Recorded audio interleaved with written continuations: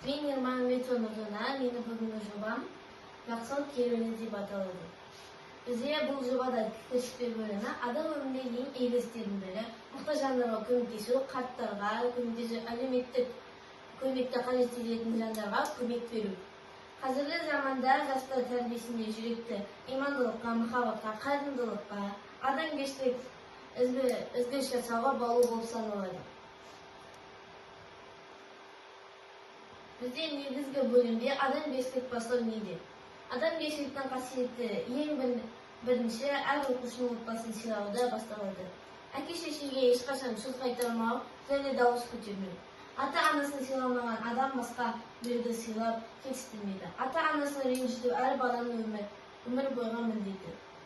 Адам қандай жоғарғы лауазымда қызметте жүрсе де ізгілікті жоғалтпауы тиіс. Үлкен адамдарға қоғамдық көліктерде орын беру, сұрақтарына дұрыс жауап беру. Енді мен бұл жобамды ана өсиеті деген өлең жолдарымен жалғастырғым келеді. Ана айтты бір өсиет баласына, бір жолды шығарып салып санасына. Ей балам, шамаң келсе жақсылық ақпейлі адамзаттың арасында. Егерде жол үстіне тікен жатса, кіре деп аяғына біреу басса. Ерме ақ eğilip қолыңменен сол тікенді көтеріп алып таста. Ол еңбегін қалмасты басқа бекер, соны көрген соңғы жас солай еді. Жақсы үлгіні жалпы жұрт дәстүр жасап, жол тазартып жолаушыны жолдан өтер.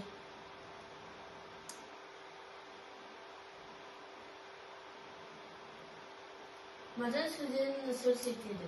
Бізде бұл жерде қазақтардың айтқан жақсы сөздері, мысалы, бітер істің басына жақсы келер қасыңа. Жақсы адам елдің ырысы, жақсы сөз жанның тынысы. Әліпсіз бала ауыздықсыз жүрген атпен тең. Ақылды қария жазып қойған хатпен тең. Сыйға сый, сырға бал. Ұлың өсе ұлың үлгімен ауылдас бол.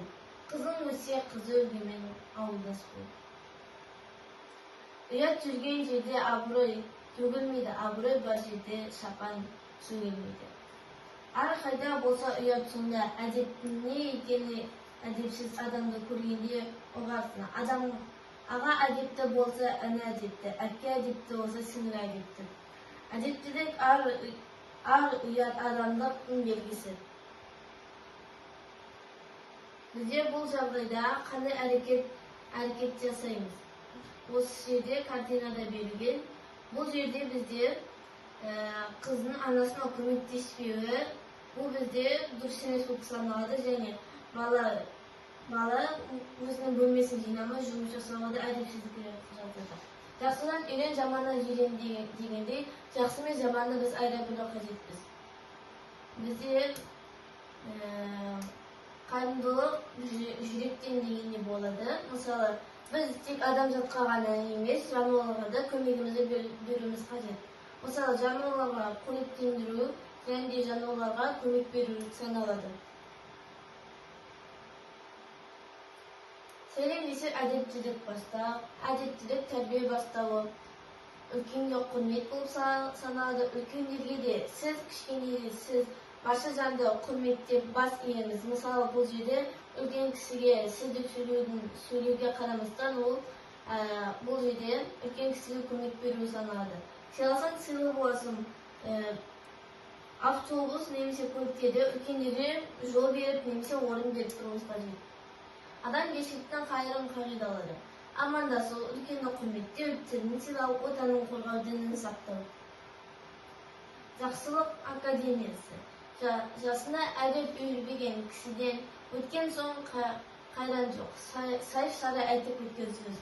Абай атамыз адамзаттың бәрін сүйе, бауырым деп айтып кеткен. Ardında сатта, тіреңді сат алдықты сіз деген айтып кеткен. Түйін: жалпы адамгершілік, жақсылық жасау, қарапайымдылық негіз ұғым деп есептеймін өзім. Барлығы бір тәрбие арасында әкеліп қояды. Осы қасиеттерді бойына сіңіре өскен ұрпақ жаман бағытқа бұйырмайды деп есептеймін. Қорытынды: жақсылық жасау қасиеті жеке адамның басына емес, жалпы қоғамның Құдалы байланысы. Адамдық бош ар үшін, баша адамзат қамы үшін.